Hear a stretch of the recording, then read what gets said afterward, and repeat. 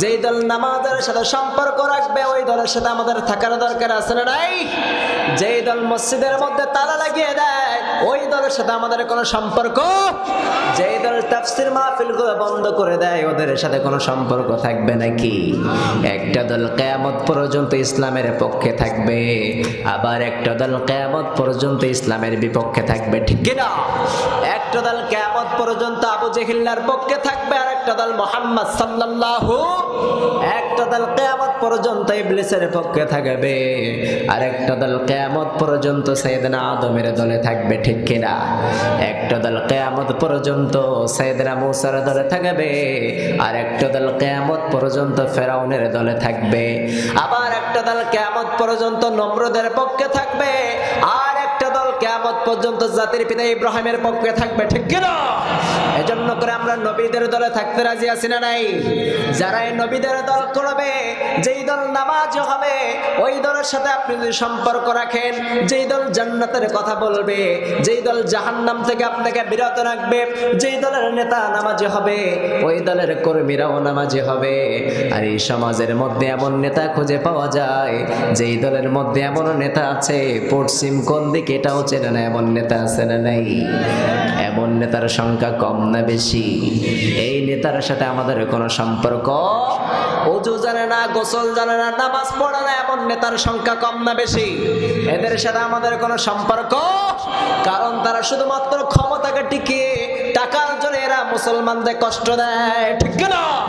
এদের সাথে আমাদের কোনো সম্পর্ক থাকতে পারে? আমরা একজনের সাথে সম্পর্ক করতে চাই, তিনি কে? এর জন্য যদি জিহাদের ডাক আছে, প্রস্তুত আছেন তো সবাই? আছেন না নাই? সবাই জিহাদের জন্য আমরা প্রস্তুত আছি। নারায়ে তাকবীর, লিল্লাহি তাকবীর। আল কোরআনের আলো, দিন ইসলামের আলো, লিল্লাহি তাকবীর। আল্লাহ কবুল করুক, পড়েন আমিন। কালামিহিল মাজিদ وفي فرقانه الحميد أعوذ بالله من الشيطان الرجيم بسم الله الرحمن الرحيم يا أيها الذين آمنوا اصبروا وصابروا ورابطوا واتقوا الله لعلكم تفلحون إن الله وملائكته يصلون على النبي يا أيها الذين آمنوا صلوا عليه وسلموا تسليما اللهم صل على سيدنا مولانا محمد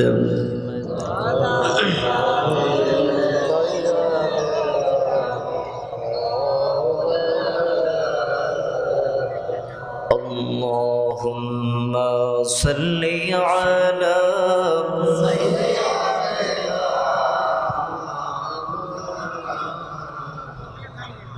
وعلى آل سيدنا হাজার ব্যথা বেদনার পরে ফিরে আসনি তুমি আপন ঘরে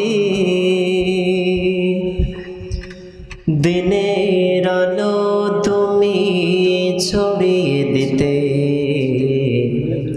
চলে গেলে মদিনায় মক্কা ছেড়ে হে রাসূল তোমাকে ভুলি আমি কেমন করে হে রাসূল তোমাকে ভুলি আমি কেমন করে। খেয়ে না খেয়ে দিন প্রচারের কাজে নিজেকে দিয়েছ বিলিয়ে। খেয়ে না খেয়ে দিন প্রচারের কাজে নিজেকে দিয়েছ বিলিয়ে। তায়েফের কাফেরেরা চিনল না সে আলো, দুষ্ট ছেলেদের পিছু দিল নিয়ে।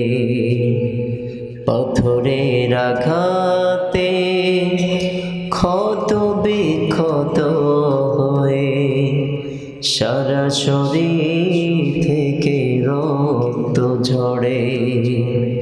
হে রাসূল তোমাকে ভুলি আমি কেমন করে। হে রাসূল তোমাকে ভুলি আমি কেমন করে। পড়ি আলহামদুলিল্লাহ। আল্লাহ সুবহানাহু ওয়া তাআলার দরবারে অসংখ্য শুকরিয়া যে আল্লাহ সুবহানাহু ওয়া তাআলা আপনাকে আমাকে 10তম তাফসীরুল মাহফিলে আসার এবং বসার তৌফিক দান করলেন। এজন্য সে মহান প্রভুর দরবারে শুকরিয়া আদায় করছি। সকলে জবান খুলে আকাশে বাতাস প্রকম্পিত করে হৃদয়ের সমস্ত শক্তিটুকু উজাড় করে দিয়ে পড়ছি আলহামদুলিল্লাহ। লক্ষ কোটি দরুদ সালাম সৈয়দুল মুরসালিন খাতামুন নবিয়্যিন ইমামুল মুরসালিন শফিউল মুজনবিন রাহমাতাল লিল আলামিন হাবিবে কিবরিয়া আশরাফুল আম্বিয়া আফতাব নবুওয়াত فخر موجودات آقا نمدر مدینہ کا تاجدار سرکار دو عالم جناب محمد رسول اللہ صلی اللہ علیہ وسلم উপর আমার পূর্বে কথা বলেছেন হাফেজ মাওলানা মোহাম্মদ গোলাম সরহর সাহেব এবং হাফেজ মাওলানা মোহাম্মদ আবু বকর সিদ্দিক। উভয়জনকে আল্লাহ দ্বীনের জন্য কবুল করুক, পড়েন আমিন। আমরা যে আলোচনাগুলো শুনেছি আমাদের সকলকে আমলে পরিণত করার তৌফিক দান করুক, পড়েন আমিন। এখানে আসতে পেরে বসতে পেরে আমরা সকলে খুশি না বেজার? সব সময় একজনকে খুশি করতে চাই, তিনি কে? আমার হৃদয়ের সমস্ত শক্তিটুকু উজাড় করে দিয়ে হলেও আমার শরীরের মধ্যে যতটুকু রক্ত আছে, যতটুকু শক্তি আছে, সব শক্তি দিয়ে একজনকে ভালোবাসতে চাই। চিল্লায় বলতে হবে, তিনি কে? রাজি আছেন তো সবাই? পৃথিবীর কাউকে আমরা গোলামি করতে চাই না, একজনের গোলামি করতে চাই, তিনি কে? আমার জীবনটা যদি উৎসর্গ করে দিতে হয়, জীবনের সবটুকু শক্তি দিয়ে হলেও ওই রবকে ডাকতে রাজি আছেন তো সবাই? আমরা কোরআনের বিধানকে মানতে চাই, ভিন্ন কোনো বিধান মানতে চাই না। আমরা একজনের বিধান মেনে আমার জীবনটাকে অতিবাহিত করতে চাই, তিনি কে? পৃথিবীর কারোর গোলামি করবেন নাকি? পৃথিবীতে অনেকেই আছে যারা চামচামি করে তার জীবনটা পার করে দিয়েছে, ঠিক কিনা? এখন বর্তমান সমাজে ধনী এবং গরিবের মধ্যে পার্থক্য এটাই, ধনীরা মানুষের উপর অত্যাচার করে, জুলুম করে, নির্যাতন করে, আর সেই গরিবরা যারা জুলুমের শিকার হয়ে আছে, প্রত্যেকটা পর্যায়ে আমরা যারা নিম্ন শ্রেণীর মানুষ আছি, আমাদের উপরে জুলুম কম না বেশি? কথা বলেন না কেন? কিন্তু যদি আল্লাহর কোরআন অনুযায়ী এই সমাজটা যদি পরিচালনা হতো, এই সমাজটা যদি কোরআনের আইন দিয়ে যদি পরিচালনা করা হতো, একটা গরিব কখনো জুলুমের শিকার হতে পারতো? কারণ আমরা জুলুমের শিকার হতে চাই না, আমরা কার শিকার হতে চাই? আল্লাহর গোলামি করতে চাই। রাজি আছেন তো সবাই? এই পৃথিবীতে যুগে যুগে যারা মানুষের উপর অত্যাচার, লাঞ্ছনা, ভর্ৎসনা করে, জুলুম করে, এদের বিচার করবে একজন, তিনি কে?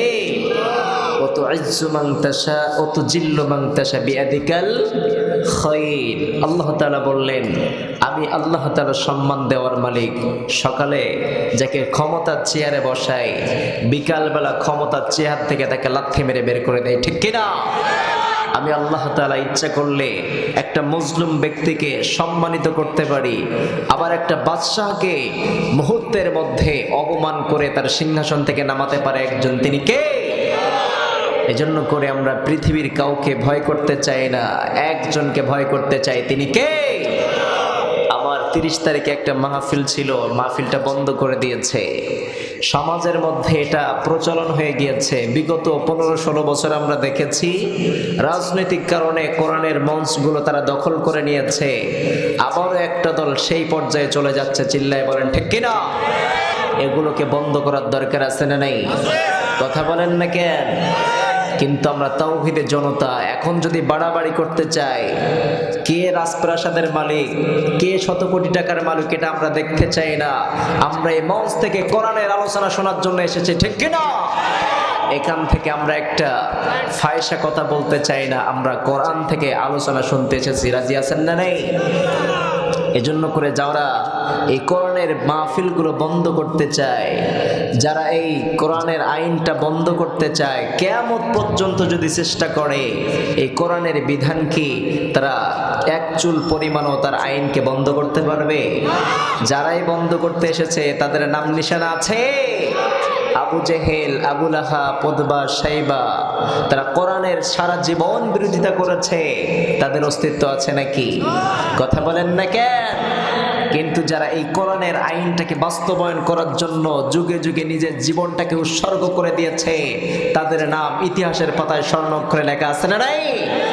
আমরা তাদেরকে অনুসরণ করতে চাই যারা এই কোরআনের জন্য নিজের জীবনটাকে উৎসর্গ করে দিয়েছে। রাজি আছেন না নাই?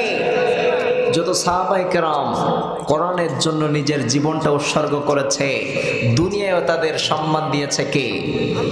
আখিরাতেও সম্মান দিয়েছে কে? আমরা এই কোরআন অনুযায়ী জীবন যাপন করে আমরাও সম্মানী হতে চাই, ঠিক কিনা? এখন লক্ষ্য করে দেখেন, যারাই কোরআনের বিরোধিতা করেছে তাদেরকে এই দুনিয়াতে সম্মান আছে নাকি?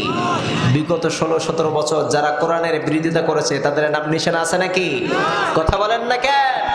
তোমরাও যদি এই কোরআনের আইনটাকে বন্ধ করার জন্য আসো, বিগত আমরা দেখেছি যে 15-16 বছর তাদের দাপট কি ছিল, কিন্তু হঠাৎ করে তাদের দাপট নিমিষের মধ্যে ধ্বংস করে দিয়েছে একজন, তিনি কে? তোমরাও যদি বেশি বাড়াবাড়ি করতে চাও তোমাদেরকেও ধ্বংস করবে একজন, তিনি কে? এজন্য বেশি বাড়া যাবে। এই কোরআনকে ধ্বংস করার জন্য সর্বপ্রথম ইংল্যান্ড থেকে একটা গ্রুপ এসেছিল ভারতবর্ষে। এই কোরআনের আইনটা তারা বন্ধ করবে, এই কোরআনের আইনটাকে তারা নিস্তব্ধ করে দিবে, কিন্তু কিয়ামত পর্যন্ত কি এই কোরআনের আইন বন্ধ করতে পারবে? যদি আগুন লেগে ধ্বংস হয়ে যায়, ধ্বংস হয়ে যায়, যদি আগুন লেগে ধ্বংস হয় পৃথিবীর সব বইয়ের দোকান, বিশ্ব থেকে হারাবে না পবিত্র কোরআন, বিশ্ব থেকে হারাবে না পবিত্র কোরআন, ঠিক কিনা? কেমন করে করবে ধ্বংস আগুনের তেজ, আরে কেমন করে করবে ধ্বংস আগুনের তেজ, বিশ্ব ভরা অগণিত কোরআনের হাফেজ, ঠিক কিনা? আরে কেমন করে করবে ধ্বংস আগুনের তেজ, আরে কেমন করে করবে ধ্বংস আগুনের তেজ, বিশ্ব ভরা অগণিত কোরআনের হাফেজ। তারা সাফি আসমানি গ্রন্থ, সাফি আসমানি গ্রন্থ বাসাবে ইসলামের মন, বিশ্ব থেকে হারাবে না পবিত্র কোরআন, বিশ্ব থেকে হারাবে না পবিত্র কোরআন, ঠিক কিনা? এজন্য রব্বুল আলামিন বলেন, ওয়ালাকাদ ইয়াসসারনাল কুরআনা লিযিকরি ফাহাল মিন মুদ্দাকির। মুদ্দাকির। রব্বুল আলামিন বললেন, গোলাম শোনো শোনো, এই কোরআনটাকে নাজিল করেছি আমি এবং সংরক্ষণের দায়িত্ব আমি রব্বুল আলামিন নিয়েছি। আবার এই কোরআনটাকে আমি তোমাদের জন্য বোঝার জন্য পড়ার জন্য সহজ করে দিয়েছে একজন, তিনি কে? এজন্য যারা কোরআনের বিরোধিতা করবে, যারা এই কোরআনের আইনটাকে বন্ধ করতে চায়, রব্বুল আলামিন তাদের সারা জীবন ধ্বংস করে দেবে একজন, তিনি কে? এজন্য কাফেররা চেয়েছিল এই কোরআনের আইনটা বন্ধ করবে, কিন্তু রব্বুল আলামিন বললেন, ওয়ালাকাদ ইয়াসসারনাল কুরআনা লিযিকরি ফাহাল মিন মুদ্দাকির। ও গোলাম, তোমাদের জন্য এই কোরআনটাকে সহজ করে দিয়েছি যাতে করে তোমরা হেফজ করতে পারো, মুখস্থ করতে পারো, ঠিক কি না? আবার কাফেরদের ব্যাপারে বললেন, ইউরিদুনা লিইউতফিউ নূরাল্লাহি বিআফওয়াহিহিম ওয়াল্লাহু মুতিম্মু নূরিহি ওয়ালাউ কারিহাল কাফিরুন। রব্বুল আলামিন বললেন, গোলাম শোনো শোনো, যুগে যুগে যারা আবু জেহেল আবু লাহাব এসেছিল, আবু জেহেলের প্রেতাত্মা যারা এসেছিল, এই কোরআনের আইনটাকে তারা ফু দিয়ে নিভাতে চায়, এই কোরআনের আইনটাকে বন্ধ করতে চায়। কিন্তু যারা এই কোরআনটাকে ফু দিয়ে নিভাতে চায় তারা কখনো কিয়ামত পর্যন্ত চেষ্টা করলেও পারবে নাকি? কারণ এই কোরআনের সংরক্ষণের দায়িত্ব একজন নিয়েছে, তিনি কে? এজন্য যারা এই কোরআনের বিরোধিতা করবে তাদেরকে ধ্বংস করে দেবে একজন, তিনি কে? যারা এই কোরআনের আইনটাকে দুনিয়া থেকে নিচ্ছিন্ন করে দিতে চায়, বিদায় করে দিতে চায়, রব্বুল আলামিন তাদেরকে অপমান করে দুনিয়া থেকে বিতাড়িত করবে একজন, তিনি কে? কিন্তু যারা এই কোরআনের সাথে সম্পর্ক করবে, যারা এই কোরআনের সাথে সম্পর্ক রাখবে, রব্বুল আলামিন তাদের সম্মানটাকে বাড়িয়ে দিবেন, ঠিক কি না? আবু জেহেল আবু লাহাব উতবা সাইবারা কোরআন থেকে বিচ্ছিন্ন হয়ে গিয়েছে, এদের সম্মান কি আছে নাকি? কথা বলেন না কেন? ওমরের সম্মান আছে না নেই? কারণ যারা এই কোরআনের সাথে লেগে থাকবে তাদেরকেই সম্মানিত করবে একজন, তিনি কে? সাইয়েদনা ওসমান কোরআনের সাথে লেগেছিল, সাইয়েদনা আলী কোরআনের সাথে লেগেছে, যত সাহাবায়ে কেরাম ওলিয়া ওলা যারা এই কোরআনের সাথে লেগে থাকবে, কোরআনের সাথে সুসম্পর্ক রাখবে, রব্বুল আলামিন তাদেরকে দুনিয়াতেও সম্মানিত করবে, আখিরাতেও সম্মান দান করবে একজন, তিনি কে? এজন্য যদি আমরাও কোরআনের সাথে লেগে থাকি আমাদেরকেও সম্মানিত করবে একজন, তিনি কে? আপনি একটা উদাহরণ দিলে বোঝা যাবে। এই যে সামান্য একটা রেল তৈরি করে কাঠ দিয়া, কাঠের রেল যখন কোরআনের সাথে লেগে যায়, এই কাঠের রেলটা মাটিতে পড়ে থাকতে দেখলে অথবা আমাদের পা যদি লেগে যায়, সঙ্গে সঙ্গে কাঠের রেলটাকে নিয়ে আমরা মহাব্বত করতে থাকি, ঠিক কিনা? কারণ এই রেলের সাথে সম্পর্ক ছিল কার? কথা বলেন। আবার অনেক সময় দেখা যায় শত শত হাজার হাজার টাকা দামের গজের কাপড় দিয়ে সুন্দর সুন্দর আমরা কাপড় তৈরি করি, এই কাপড়টা মাটিতে পড়ে থাকলে অথবা পা যদি লেগে যায় আমরা কখনো সালাম করি নাকি? সম্মান করি নাকি? কিন্তু সামান্য একটা কাপড় দিয়ে যখন কোরআনে কারীমের কভার তৈরি করবেন, ওই কোরআনে কারীমের কভারটা যদি নিচে পড়ে থাকে অথবা পা লেগে যায়, সঙ্গে সঙ্গে আমরা তাকে সালাম করি, বুকে নিয়ে নেই, ঠিক কিনা? যদি একটা সামান্য কাঠ যদি কোরআনের সাথে সম্পর্ক রাখার কারণে এই কাঠের যদি সম্মান বেড়ে যায়, অথবা একটা সামান্য একটি কাপড়ের যদি কোরআনের সাথে সম্পর্ক থাকার কারণে কাপড় যদি অথবা কাপড়ের যদি সম্মান বেড়ে যায়, তাহলে যদি যেই মানুষের সাথে কোরআনের সাথে সম্পর্ক থাকবে ওই মানুষটার সম্মান বাড়িয়ে দিবে একজন, তিনি কে? এজন্য আমরাও কোরআনের সাথে লেগে থাকতে রাজি আছি না নেই? কথা বলেন না কেন? আমরা কোরআনের জন্য আমাদের জীবনটাকে উৎসর্গ করতে চাই। এজন্য পৃথিবীর কে আছে যেই থাকুক না কেন, পৃথিবীর যত বাদশাহী থাকুক না কেন, সে যদি জালেম বাদশাহ হয়ে যায় তার সামনে আমাদের মাথা কখনো নত হবে? কারণ জালেম বাদশার সামনে আপনি যদি হক কথা বলতে পারেন, এটাই হলো সব থেকে বড় জিহাদ, ঠিক কিনা? এজন্য যেই সমস্ত নাস্তিক মুরতাদরা এই কোরআনের বিপক্ষে কথা বলবে, এই কোরআনের বিরুদ্ধাচরণ করবে, এই কোরআনের আইনটা প্রতিষ্ঠা করার জন্য তাদের সামনে আমরা সারা জীবন লড়তে রাজি আছি না নাই? কথা বলেন না কেন?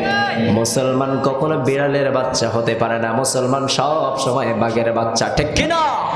এজন্য মুসলমানদের পক্ষে যারাই থাকবে, যারাই মুসলমানদের বিরোধিতা করবে, যারাই মুসলমানদের উপর অত্যাচার করবে, যারাই মুসলমানদের হিংসাত্মক নজরে দেখবে, রব্বুল আলামিন তাদের উপরে লানত ঘোষণা করেছেন একজন, তিনি কে?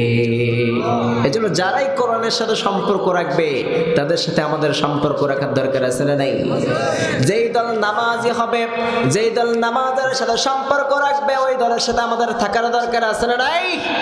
যেই দল মসজিদের মধ্যে তালা লাগিয়ে দেয়, ওই দলের সাথে আমাদের কোনো সম্পর্ক, যেই দল তাফসীর মাহফিলগুলো বন্ধ করে দেয়, ওদের সাথে কোনো সম্পর্ক থাকবে নাকি? একটা দল কিয়ামত পর্যন্ত ইসলামের পক্ষে থাকবে, আবার একটা দল কিয়ামত পর্যন্ত ইসলামের বিপক্ষে থাকবে, ঠিক কি না? একটা দল কিয়ামত পর্যন্ত আবু জেহিল্লার পক্ষে থাকবে, আর একটা দল মুহাম্মদ সাল্লাল্লাহু, একটা দল কিয়ামত পর্যন্ত ইবলিসের পক্ষে থাকবে, আর একটা দল কিয়ামত পর্যন্ত সাইয়েদনা আদমের দলে থাকবে, ঠিক কি না? একটা দল কিয়ামত পর্যন্ত সাইয়েদনা মূসার দলে থাকবে, আর একটা দল কিয়ামত পর্যন্ত ফেরাউনের দলে থাকবে, আবার একটা দল কিয়ামত পর্যন্ত নমরুদের পক্ষে থাকবে, আর একটা দল কিয়ামত পর্যন্ত জাতির পিতা ইব্রাহিমের পক্ষে থাকবে, ঠিক কি না? এজন্য করে আমরা নবীদের দলে থাকতে রাজি আছি না নাই?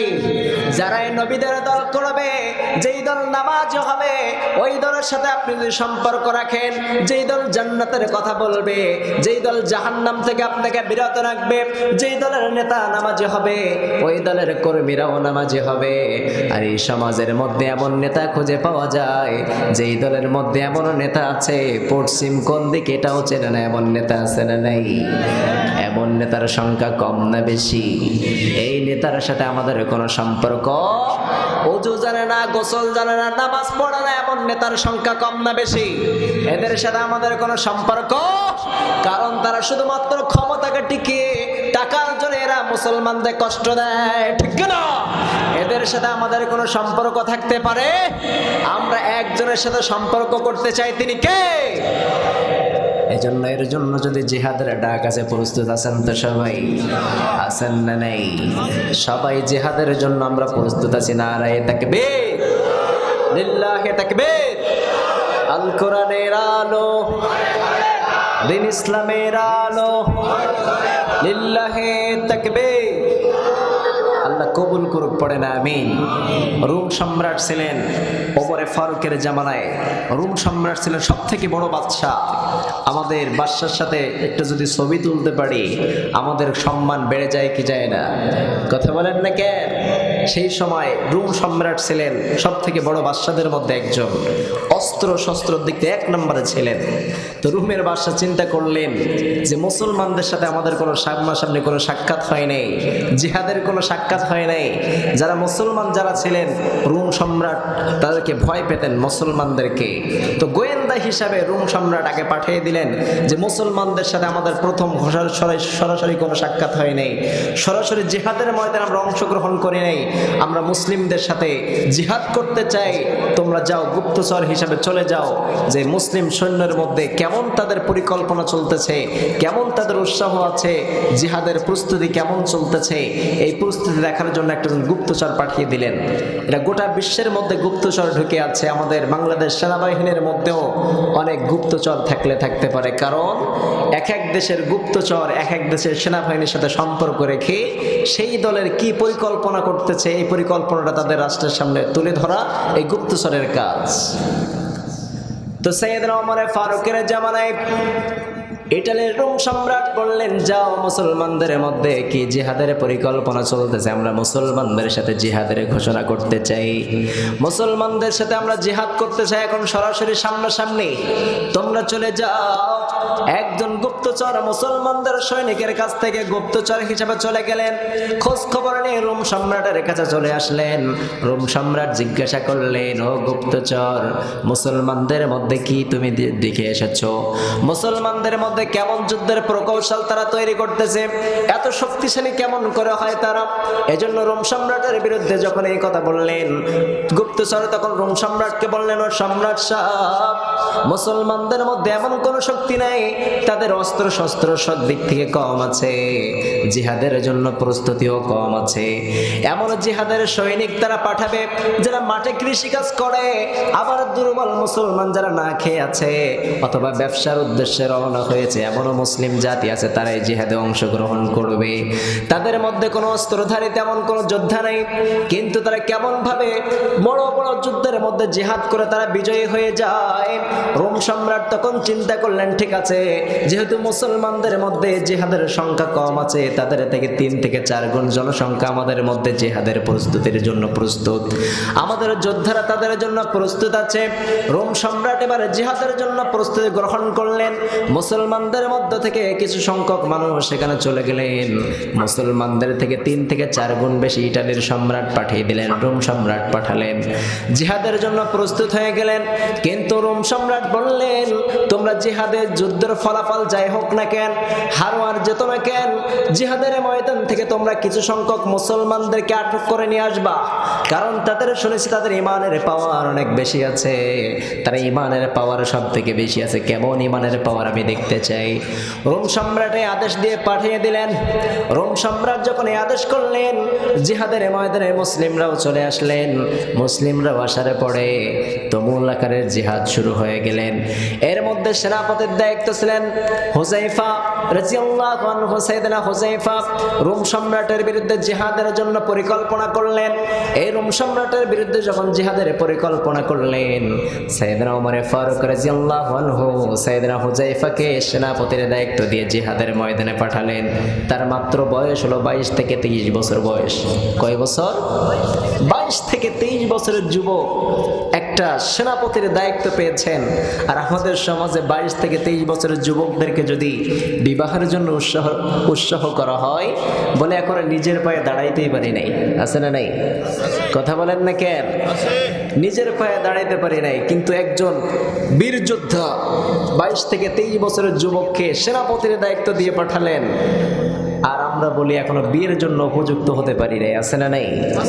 বিয়ের বয়স হলে বিয়ে দিয়ে দিবেন। এখানে অনেক পিতামাতারা থাকতে পারে, বিয়ের উপযুক্ত বয়স হবে, আপনি আপনার সন্তানকে বিবাহের ব্যবস্থা করে দেন। তা না হলে ওই সন্তান রাতের অন্ধকারে, যে রাতের বেলা যে স্মার্টফোন নিয়ে অপর মেয়ের সাথে চ্যাটিং অথবা ইউটিউব অথবা ফেসবুকের মধ্যে যে অন্যায়গুলো করে, যে অপরাধগুলো করে, আপনার সন্তান যদি অপরাধগুলো করে, এই সন্তানের অপরাধের ভার পিতা এবং মাতাকে নেওয়া লাগবে, ঠিক কিনা? খবরদার, এই বিষয়ে সব থেকে হুঁশিয়ার থাকবেন। আমি নিজের যোগ্যতায় বলি, কারণ বিয়ে করলে বরকত কেমন করে খোলে এটা উদাহরণ দেয় আমার বাস্তব জীবন থেকে। কারণ আমি যখন বিবাহ করি তখন আমার পড়াশোনা চলছে, 1 টাকাও দৈনিক আমার ইনকাম ছিল না। কয় টাকা? 1 টাকাও ইনকাম ছিল না আমার। তো বিবাহের 1 বছর ঘুরতে না ঘুরতে দেখা গেল আল্লাহ তাআলা এমন পর্যায়ে নিয়ে গেলেন, এমন কোনো দিন নাই আপনাদের দোয়ায় যে 2-10,000 15,000 20,000 হাদিয়া পাই না। এজন্য করে বলছি, বিয়ে করেন, বরকত দিবে কে? আরো জোরে বলেন। এজন্য গুনাহের থেকে যুবকদেরকে ফিরে আসার দরকার আছে না নাই? কারণ একটা যুবক যদি রাতের অন্ধকারে স্মার্টফোন থাকে আর পাশে যদি তার স্ত্রী না থাকে, এই যুবকের গুনাহ হওয়ার সম্ভাবনা কম না বেশি? আর যদি স্ত্রী পাশে থাকে, এই যুবকটাকে অন্য মেয়ের সাথে কথা বলতে পারবে? অশ্লীল নাচ গান দেখতে পারবে? খবরদার।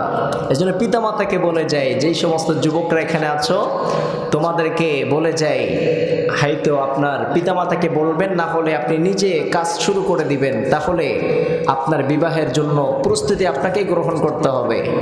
আর যদি প্রস্তুতি নাও গ্রহণ করেন, তাহলে দেখা যাবে যে অন্যায়গুলো করতেছেন আপনি।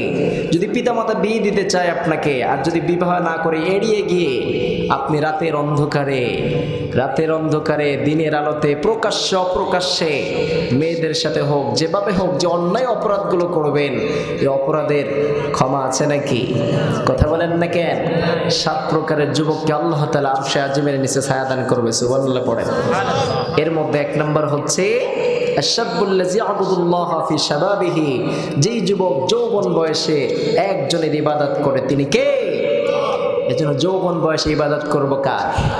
এই যে হুযায়ফা রাদিয়াল্লাহু আনহু সেনাপতির দায়িত্ব পেয়েছেন বুড়া বয়সে নাকি যৌবন বয়সে?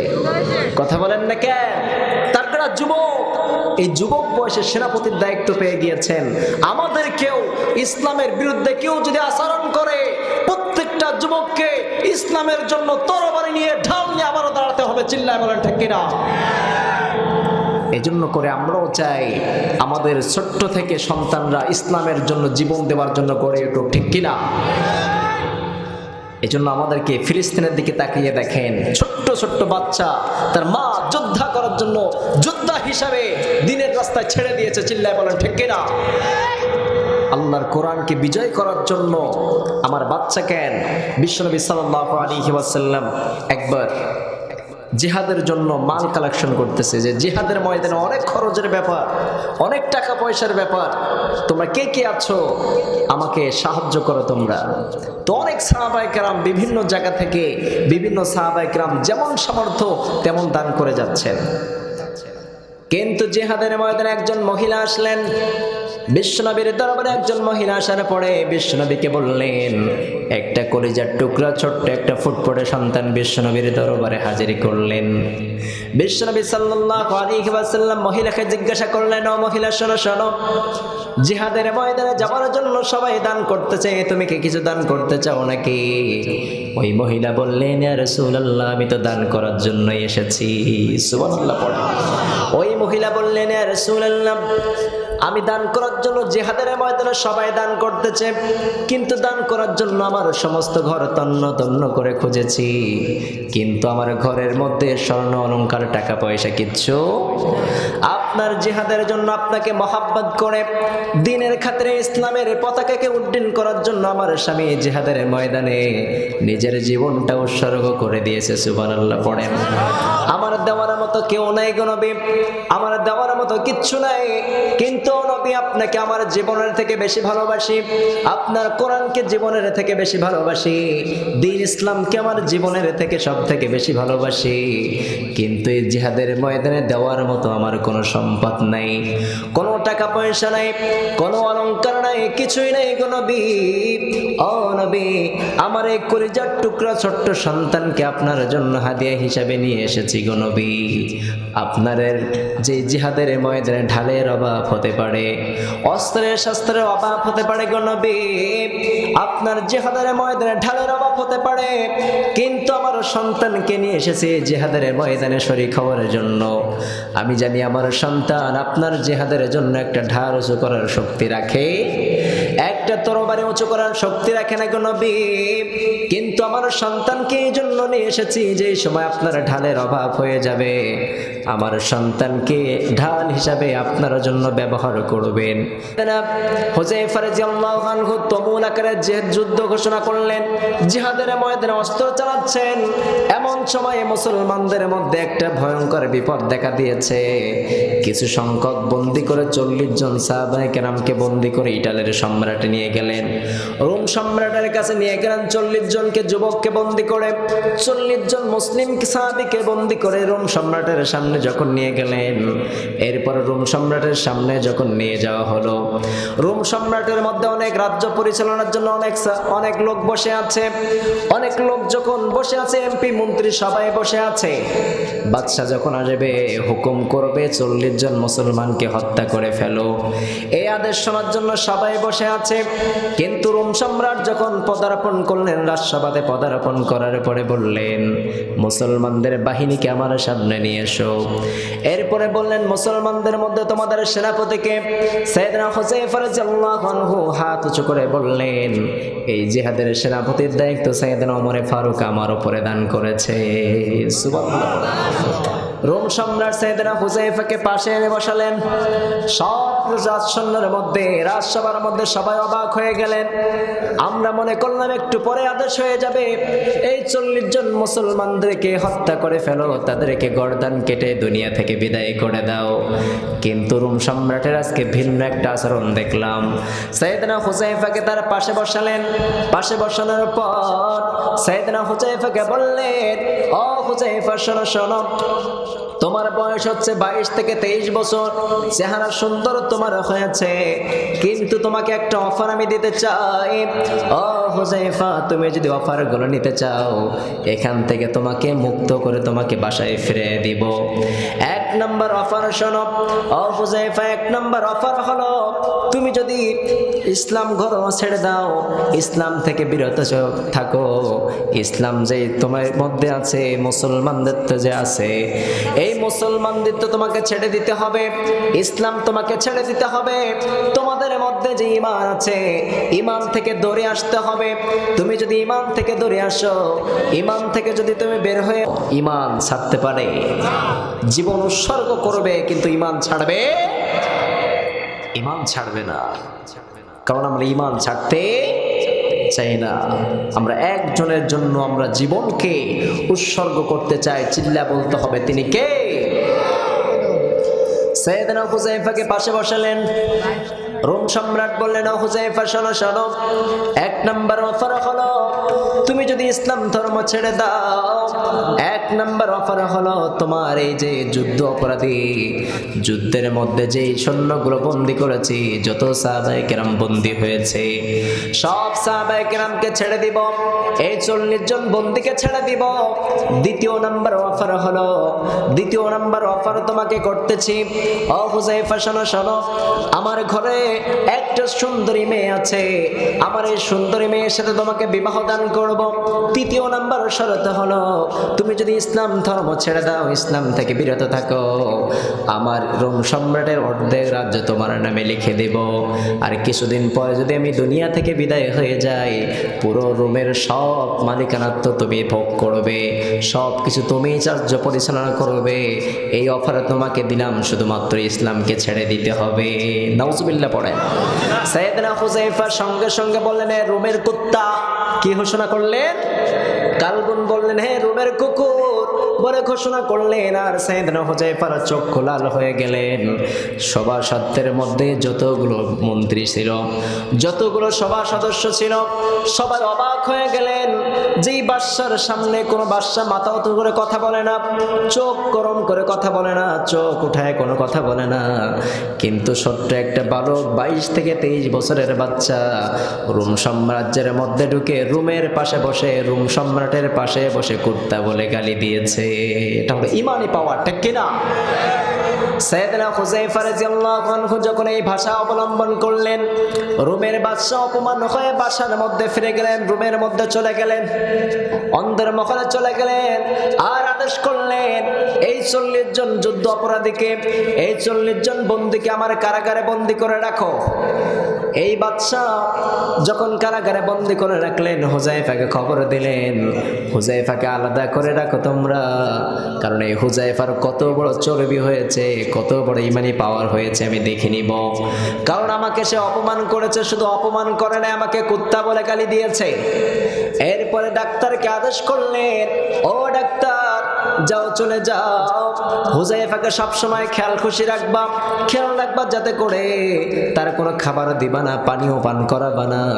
যেই সময় যার মুমূর্ষু অবস্থায় চলে আসবে, মৃত্যুবরণের অবস্থায় চলে আসবে, জীবন যায় যায় ভাব, সেই সময় তাকে আমাকে খাবার দেওয়ার অর্ডার করবা।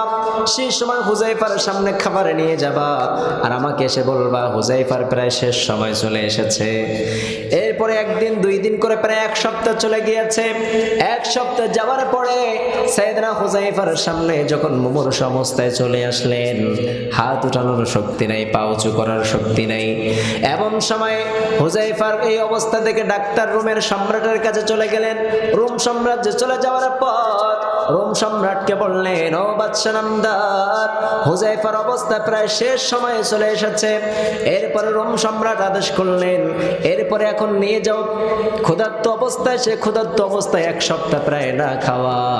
রোম সম্রাট আদেশ করলেন, যাও হুযায়ফার সামনে এখন শুকরের মাংস এবং মদ মিশ্রিত পানি নিয়ে যাও। এরপরে রোমের সম্রাটের আদেশ মোতাবেক ডাক্তার সাহেব হুযায়ফার সামনে শুকরের গোশত প্রবেশ করলেন, শুকরের গোশত নিয়ে আসলেন, এরপরে মদ মিশ্রিত পানি নিয়ে আসলেন। আসার পরে বললেন, হুযায়ফা, রোম সম্রাট তোমার জন্য খাবার পাঠিয়েছে, তুমি কি খেতে চাও নাকি? এরপরে হুযায়ফা বললেন, আমার সামনে খাবার নিয়ে আসো, আমি খেতে চাই। এরপরে রোম সম্রাটের আদেশ মোতাবেক সে খাবার পরিবেশন করা হলো। ডাক্তার বলে দিলেন, ও হুযায়ফা, এটা হলো কিন্তু শুকরের গোশত আর মদ মিশ্রিত পানি। সাইয়েদনা হুযায়ফা রাদিয়াল্লাহু আনহু এক সপ্তাহ না খাওয়া, কিন্তু যখন এই মদ মিশ্রিত পানির কথা শুনলেন, শুকরের মাংসের কথা শুনলেন, সাইয়েদনা হুযায়ফা রাদিয়াল্লাহু আনহুর ঈমানের তেজ এত বেড়ে গেলেন, যেই হুযায়ফা হাত উঁচু করতে পারে না, যেই হুযায়ফা পা উঁচু করতে পারে না, সঙ্গে সঙ্গে পা দিয়ে লাথি মেরে মদ মিশ্রিত পানিগুলো ফেলে দিলেন, শুকরের গোশত ফেলে দিলেন। চিৎকার করে বলেন সুবহানাল্লাহ। এটা হলো ঈমানের পাওয়ার, ঠিক কিনা? ঈমানের শক্তি, কারণ দেহের শক্তি না, ঈমানের শক্তি, ঠিক কিনা? এরপরে যখন ফেলে দিলেন, রোম সম্রাট বললেন, ঠিক আছে, যেহেতু খাবার সে খায় নাই, এরপরে তার শেষ পরীক্ষা হচ্ছে এটাই। সর্বপ্রথম আমি অফার করলাম, অফার সে গ্রহণ করে নেই। দ্বিতীয় নাম্বার তাকে না খেয়ে রাখলাম, এরপরে ঈমানের তেজ যায় নাই। তৃতীয় নাম্বার অফার তাকে চালু করে দিতে হবে। তৃতীয় নাম্বার অফার হলো, তৃতীয় নাম্বার শাস্তিযোগ্য সে ঘোষণা করলেন, একটা ফুটন্ত বড় ডেকের মধ্যে, একটা বড় কড়াইয়ের মধ্যে, হাড়ির মধ্যে একটা তেল গরম করতে থাকো। ফুটন্ত আগুন দিয়ে তেল গরম করলেন। এরপরে বললেন, একটা মুসলিমের কয়েদিকে নিয়ে আসো, একটা মুসলমানদের মধ্যে বন্দি থেকে একটা কয়েদি তোমরা ধরে নিয়ে এসো। সাইয়েদনা হুযায়ফাকেও নিয়ে গেলেন সেখানে, হাজির করলেন। সবকিছু হাজির করার পর সাইয়েদনা হুযায়ফার সামনে একজন মুসলিম বন্দীকে কড়াইয়ের মধ্যে জ্বলন্ত তেলের মধ্যে যখন ডুবায় দিলেন, মুহূর্তের মধ্যে ওই ব্যক্তিটা দুনিয়া থেকে শাহাদাত বাক্য পাঠ করে দুনিয়া থেকে বিদায় হয়ে গেলেন। সুবহানাল্লাহ পড়ে। এরপরে হুযায়ফাকে উদ্দেশ্য করে বললেন, হুযায়ফা, তুমি যদি ইসলাম ধর্ম ছেড়ে দাও, যে অফারগুলো আমি দিয়েছি পূর্বে, আমি তোমাকে যে অফারগুলো দিলাম প্রত্যেকটা অফার পূরণ করব, বাকি সৈন্যদেরকে তোমার মধ্যে সে ছেড়ে দিব, এরপরে আমার মেয়ের সাথে তোমাকে বিবাহ দিব। তৃতীয় নাম্বার অর্ডার হলো, আমার তৃতীয় নাম্বারে যে উপহারটা হলো, আমার রোম সাম্রাজ্য তোমার নামে লিখে দিব। এখনো এই অফার তোমার জন্য চালু আছে, তুমি যদি কি ছেড়ে দাও? কথা বলেন। ইসলাম যদি ছেড়ে দাও, তোমার জন্য এই অফার চালু আছে। সাইয়েদনা হুযায়ফা রাদিয়াল্লাহু আনহু কি বললেন, ও রোমের সম্রাট, শোনো শোনো, আমাকে অফার দিয়ে কিনতে চাও নাকি? জ্বলন্ত কড়ার মধ্যে তেল গরম দেখে আমাকে ভয় করতে বলো নাকি? আমি রবের ওপর ঈমান এনেছি, আমার জীবনটাও যদি চলে যায় তবু আমি কারোর সামনে মাথা নত করতে পারবো। সাইয়েদনা হুযায়ফার কথা শোনার পর বললেন, হুযায়ফাকে ধরে নিয়ে আসো। হুযায়ফাকে যখন ধরে নিয়ে আসা হলো, তেলের কড়ার সামনে যখন পরিবেশন করা হলো, সাইয়েদনা হুযায়ফার চোখ দিয়ে আস্তে আস্তে করে পানি পড়া শুরু হয়েছে। একজন ব্যক্তি দৌড়ে রোম সম্রাটের কাছে চলে গেলেন। রোম সম্রাটের কাছে যাওয়ার পরে বললেন, ও রোম সম্রাট বাদশা নামদার, হুযায়ফার চোখ দিয়ে পানি পড়ে, মনে হয় একটু পরে তেলের কড়ার মধ্যে তাকে ফেলানো হবে। এই কথা শুনে একটু পরে সে মৃত্যুবরণ করবে। এই কথার ভয়ে মনে হয়, মৃত্যুর ভয়ে সে হুযায়ফা চোখ দিয়ে মনে হয় পানি টপ টপ করে পড়ে। বাদশা দ্রুত করে চলে আসলেন। আসার পরে হুযায়ফাকে বললেন, ও হুযায়ফা, এখনো তোমার জন্য অফারটা বহাল আছে। তুমি যদি ইসলাম ধর্ম ছেড়ে দাও, ঈমান যদি ছেড়ে দাও, ইসলাম যদি ছেড়ে দাও রে হুযায়ফা, তোমার ওই তিনটা উপহার আমি তোমাকে এখনো দান করতে চাই। তোমার সেই তিনটা উপহার এখনো বহাল তবিয়াতে আছে রে হুযায়ফা। সাইয়েদনা হুযায়ফা বললেন, ও বাদশা, ও রোম সম্রাট, শোনো শোনো, আমার চোখের পানি দেখে মনে করতেছে মনে হয় মৃত্যুর জন্য আমি ভয় পাচ্ছি। যারা প্রকৃতপক্ষে আল্লাহর গোলাম হবে, যারা মুমিনা হবে, এরা কখনো ভয় করতে পারে। ولا تحسبن الذين قتلوا في سبيل الله أموات بل أحياء عند ربهم يرزقون। রব্বুল আলামিন বললেন, যারা শাহাদাত বরণ করবে, দুনিয়া থেকে যারা শহীদ হবে, আমি রব্বুল আলামিন আলামিন তাদের কবরে জিন্দা তো থাকবেই, তাদের কবরে আমি খানা পৌঁছে দেই। সুবহানাল্লাহ পড়েন। এজন্য করে যারা দুনিয়া থেকে শাহাদাত বরণ করবে, শহীদ হয়ে যাবে, তাদের সম্মান আল্লাহর কাছে কম না বেশি? কথা বলেন না কেন? 2 ফোঁটা পানির দাম রব্বুল আলামিনের কাছে সব থেকে প্রিয়। 1 নম্বরে পানি হলো চোখের পানির ফোঁটা। যেই বান্দা অপরাধ করার পরে, অন্যায় করার পরে, প্রকাশ্যে অপ্রকাশ্যে অন্যায় করার পরে গভীর রাতে তাহাজ্জুদের সময় রবের কাছে বলে, রব্বুল আলামিন যা করেছি ভুল করেছি, যা করেছি অন্যায় করেছি, অপরাধ করেছি, ও রব্বুল আলামিন তুমি ছাড়া মাফকারী কেউ, তুমি একমাত্র রহমান, তুমি একমাত্র রহিম, তুমি একমাত্র দয়ালু, তুমি ছাড়া আর কেউ আমার এই পৃথিবীতে সব মানুষ আমাকে গালি দিতে পারে, এই পৃথিবীতে সব মানুষ আমাকে অবহেলা করতে পারে, এই পৃথিবীর সব মানুষ অপরাধের কারণে আমাকে তাড়িয়ে দিতে পারে, আমার অপরাধের কারণে আমার এলাকাবাসী আমাকে তাড়িয়ে দিতে পারে, আমার অপরাধের কারণে আমার পিতামাতা আমাকে তাড়িয়ে দিতে পারে, কিন্তু এমন একটা রব আমরা পেয়েছি, যত অন্যায় করি না কেন, যত অপরাধ করি না কেন, যতই অন্যায় করি না কেন, সব মানুষ যদি মুখ ফিরে নেয়, একজন তোমার দিকে মুখ ফেরাবে না, একজন তিনি কে? এজন্য ওই রবকে ডাকার দরকার আছে না নাই? এজন্য করে রবের গোলামি করার দরকার আছে না নাই? এমন একটা রব আমরা পেয়েছি, যেই রবের কাছে বারবার যদি আপনি হাজিরা দেন আপনার সম্মান বেড়ে যাবে, ঠিক কিনা? একটা মানুষের বাড়ি আপনি দৈনিক যদি 1 বার 2 বার 3 বার যেতে থাকেন, প্রথমবার গেলে হয়তো আপনাকে সম্মান করবে, ভালো মন্দ জিজ্ঞাসা করবে, দ্বিতীয়বার গেলে হয়তো আপনাকে ভালো মন্দ জিজ্ঞাসা করতে পারে, কিন্তু একটা মানুষ যদি দৈনিক 3 বার 4 বার একজনের বাড়ি যায়, তার সম্মান থাকবে নাকি? কথা বলেন না কেন? তার সম্মান পরস্পর ক্ষুণ্ণ হবে। কিন্তু একটা মানুষ যদি দৈনিক 5 বার করে সালাতের জন্য রব্বুল আলামিনের ঘরে প্রবেশ করে, ওই মানুষটার সম্মান দুনিয়ায়ও বেড়ে যায়, আখিরাতেও বেড়ে যায়, ঠিক কিনা? এই সমাজের মধ্যে যেই মানুষগুলো নামাজ দেখবেন, 5 ওয়াক্ত সালাত দৈনিক মসজিদের মধ্যে আদায় করে, ওই ব্যক্তির সমাজের মধ্যে একটা সম্মান আছে না নাই? কিন্তু যে ব্যক্তি সালাত আদায় করে না, ওই ব্যক্তির সম্মান এই দুনিয়ার মধ্যেও কমবে, আখিরাতের মধ্যেও কমে যাবে, ঠিক কিনা? এজন্য করে এমন একটা রব পেয়েছি, যেই রবের বাড়ি আপনি যদি দৈনিক যান আপনার সম্মান বাড়িয়ে যায়, ঠিক কিনা? এমন একটা রব আমরা পেয়েছি, মানুষের কাছে 1 বার চাইলে আপনাকে দিবে, 2 বার চাইলে দিবে, 3 বার চাইলে হয়তো দিতেও পারে, না দিতেও পারে, 4th বার চাইলে বলবে তুই বারবার আমার কাছে চাস, তোর কোনো আর কিছু আমি দিতে পারবো। কিন্তু এমন একটা রব আমরা পেয়েছি, যে রবের কাছে আপনি যতবার চাইবেন আপনার রব আপনার উপরে খুশি হয়ে যায়, ঠিক কিনা? মানুষের কাছে চাইলে মানুষগুলো রেগে যায়, কিন্তু এমন একটা রব পেয়েছি, যে রবের কাছে না চাইলে ওই রব্বুল আলামিন আমাদের উপরে রেগে যায়, ঠিক কিনা? আপনি রবের কাছে বেশি বেশি চাইবেন, আপনার জীবনে যতগুলো চাওয়া আছে, যতগুলো পাওয়া আছে, সব চাওয়াগুলো একজনের কাছে চাইবেন, তিনি কে? এজন্য চাইতে রাজি আছেন তো সবাই? সব কিছু শেয়ার করতে রাজি আছেন তো সবাই? আমরা যদি বিপদে পড়ে যাই, সর্বপ্রথম ফেসবুক নামক গজবের মধ্যে স্ট্যাটাস করি, ঠিক কিনা? কিন্তু আপনার জীবনের যতগুলো চাওয়া আছে, সর্বপ্রথম একজনের কাছে চাইবেন, তিনি কে? এজন্য করে আপনার যদি বিপদ হয়ে যায়, আপনি যদি আপনার বড় বিপদ আক্রান্ত হয়ে যান, আপনার সন্তান যদি রব্বুল আলামিন না দেয়, আমরা সঙ্গে সঙ্গে মাজারে যাই, ঠিক কিনা? মাজারে যাওয়ার পরে বলি, বাবা একটা সন্তান দেন, আছে না নেই?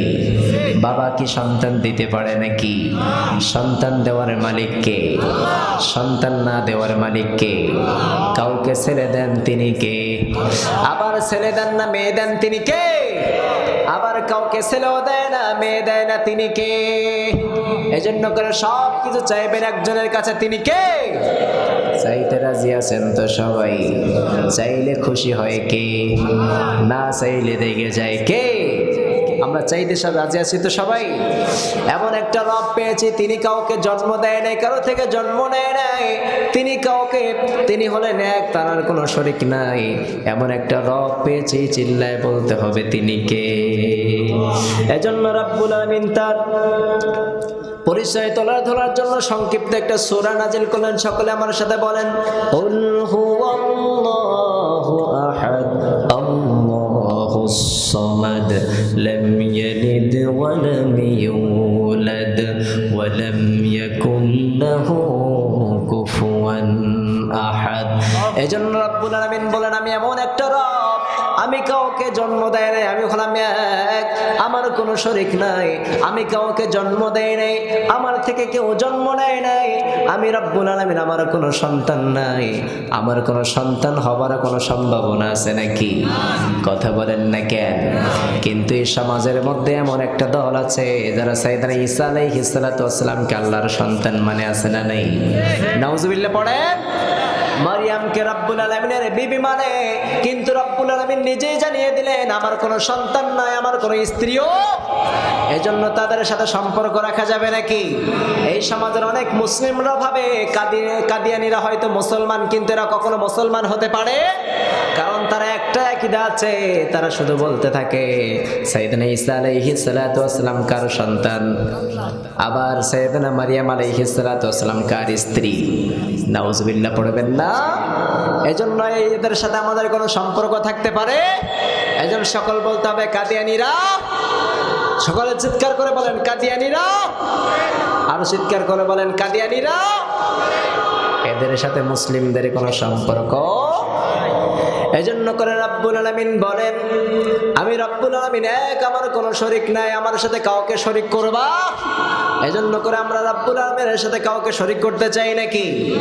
কথা বলেন না কেন? এই সমাজের মধ্যে অনেক মানুষ আছে যারা শিরিকের সাথে লিপ্ত আছে না নাই? শিরিকের সাথে আমাদের কোনো সম্পর্ক থাকবে নাকি?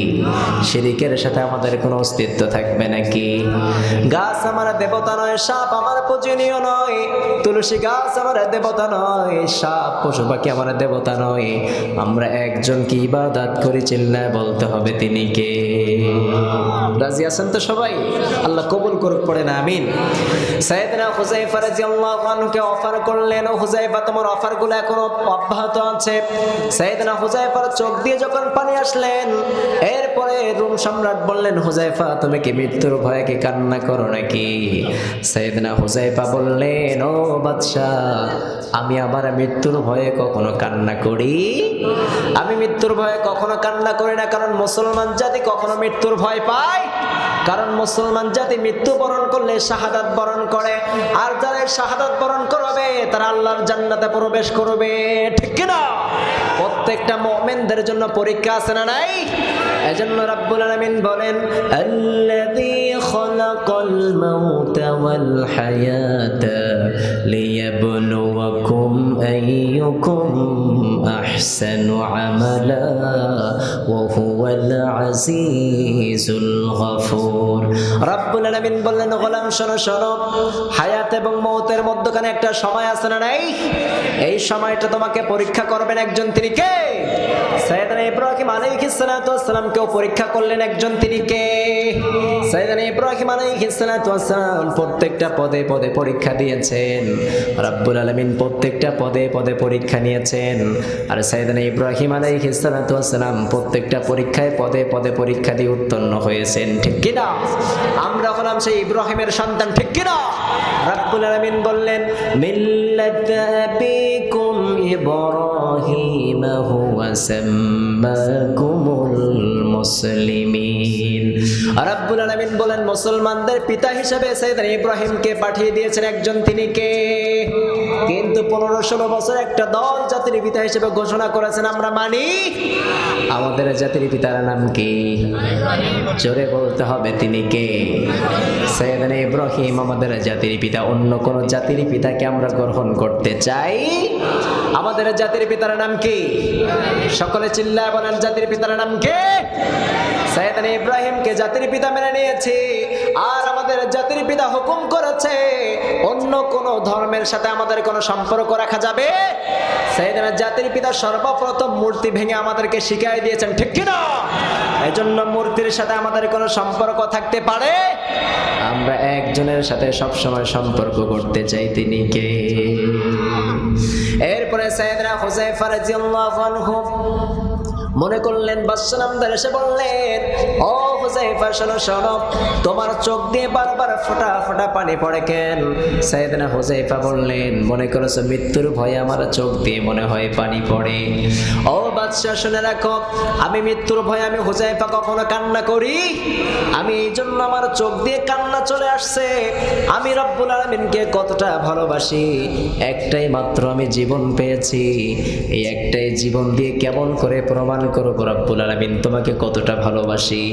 আমাকে যদি 1000টা জীবন দিত, তোর মতো রোম সম্রাটের দরিয়ায় একবার করে ঝাঁপ দিতাম, তেলের কড়ায় ঝাঁপিয়ে পড়ে আবার শাহাদাত বরণ করতাম, আবার যদি জিন্দা হয়ে যেতাম, তোর মতো কুলাঙ্গারের সামনে আমি আবার ওই নদীর মধ্যে জ্বলন্ত কড়ার মধ্যে ফুটান্ত তেলের মধ্যে লাফ দিয়ে আবার প্রমাণ করে দিতাম আমি রব্বুল আলামিনকে ভালোবাসি। যতবার জীবন পেতাম আমি হুযায়ফার জীবনটাকে 1000 বার ফেলে 1000 বার শহীদের জন্য কামনা করতাম। সুবহানাল্লাহ পড়েন। এজন্য করে আমার চোখ দিয়ে পানি আসে, একটা জীবন পেয়েছে, একটা জীবন দিয়ে কেমন ভালোবাসি এটা প্রমাণ করব কেমনে? সাইয়েদনা হুযায়ফার এই কথা শুনে রোম সম্রাট চিন্তা করলে, এরা তো কখনো মুসলমানরা কখনো অর্থের জন্য তার মাথাটা নত করে না, দুনিয়ার সম্মানের জন্য মাথা নত করে না, এরা একজনের জন্য একজনের সামনে মাথা নত করে। তিনি কে? আমরাও দৈনিক একজনের সামনে মাথা নত করি। তিনি কে? এই কপালটা রব্বুল আলামিন নিজে হাতে বানিয়ে দিলেন, এই চেহারাটা রব্বুল আলামিন নিজে হাতে বানালেন, আর সমস্ত অঙ্গ প্রত্যঙ্গ কুন ফায়াকুন বলে বানালেন, কারণ এই চেহারাটা এই কপালটা একজনের পায়ে পড়তে থাকে সব সময়। তিনি কে? এজন্য আমরা কাউকে ভয় করি, আমরা একজনকে মালিক হিসাবে বেছে নিয়েছি। তিনি কে? আবার রব্বুল আলামিন বললেন, তাবারাকাল্লাযী বিয়াদিহিল মুলকু ওয়া হুয়া আলা কুল্লি শাইইন কাদির। রব্বুল আলামিন বললেন, গোলাম শোনো শোনো, এই পৃথিবীর ক্ষমতার মালিক কেউ হতে পারে, একজন ক্ষমতার মালিক। তিনি কে? আমরা কাউকে ক্ষমতার মালিক হিসাবে মানতে চাই, আমরা একজনকে ক্ষমতার মালিক হিসাবে মানতে চাই। তিনি কে?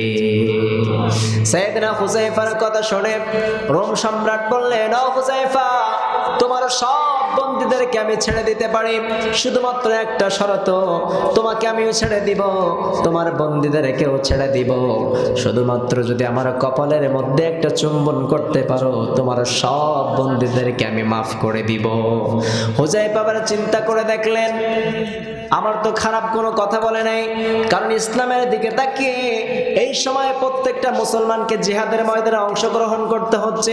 40 জন সাহাবায়ে কেরাম যদি তার সন্তানের কাছ থেকে ফিরে যেতে পারে, তার স্ত্রীর কাছে যদি ফিরে যেতে পারে, আবার এই 40 জন সন্তান যদি, এই 40 জন যুদ্ধবন্দীকে যদি তারা মেরে ফেলে, কমপক্ষে হলেও শত শত বাচ্চারা তার বাবাকে হারিয়ে ফেলবে, ঠিক কিনা?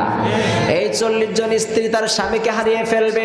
আমি হুযায়ফার একটা চুম্বনের কারণে তার সন্তানরা যদি তার বাবাকে ফিরে পেয়ে যায়, তার স্ত্রী তার স্বামীকে ফিরে পেয়ে যায়, তাহলে একটা চুম্বনে আমার কিচ্ছু যায় আসবে?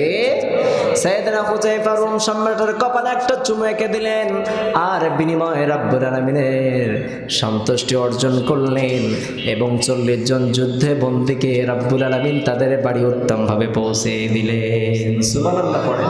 এজন্য করে মুসলমান জাত কারোর কাছে মাথা নত করে, তারা জিহাদের ময়দানে অংশগ্রহণ করার পর হুযায়ফা রাদিয়াল্লাহু আনহুর বাহিনীকে এত অফার করলেন, তারা অফার গ্রহণ করে নাই। 1 সপ্তাহ যাবত না খেয়ে রেখেছে, তবু ঈমান দুর্বল করতে পারে নাই। একজন যুদ্ধবন্দীকে তেলের গরম কড়াই দিয়ে হত্যা করে ফেলেছে, তারা শহীদ হয়েছে, তবুও তারা মাথা নত করে। মুসলমান জাতি তারা কখনোই মাথা নত করতে জানে। আমরা একজনকে অনুকরণ করে আমার জীবনটা উৎসর্গ করতে চাই। তিনি কে? পড়েন আমিন। আল্লাহ তাআলা আমাদেরকে ইসলামের জন্য কবুল করুক। পড়েন আমিন।